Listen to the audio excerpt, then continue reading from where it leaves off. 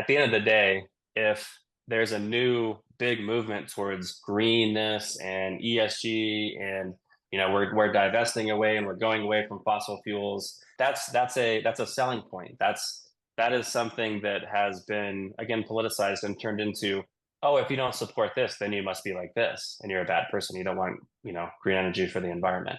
Hey, we need to move away from fossil fuels and do this immediately. I think that it's, again, a great selling point. It's been a political standpoint now to say you're either on this side or this, and it's just really not fair for people to decide. Just for a quick example, the lifespan of wind turbines, right? Not that long, takes an incredible amount of energy to build, and then you can't recycle a lot of the old windmills, so they bury them.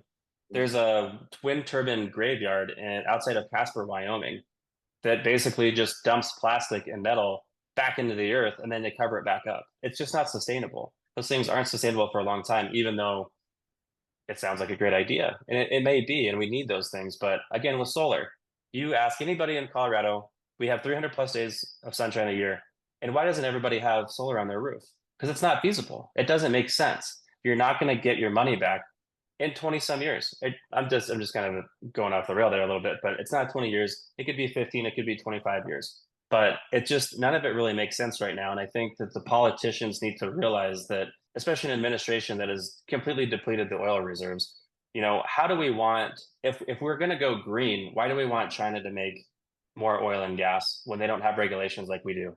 And their dumping standards, things like that, their carbon emission standards.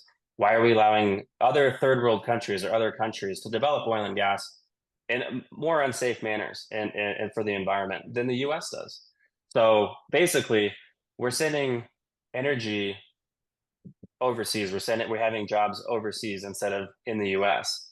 And from a politics standpoint, they need to realize what goes on a daily basis, how important it is to all of our lives. And again, let's say politicians, they don't usually have small houses. They have multiple. They have private jets, right? There are multiple transportation methods that they use weekly and monthly that all run on oil and gas. So when they're trying to push it away and they still use it, it's very hard to take them seriously.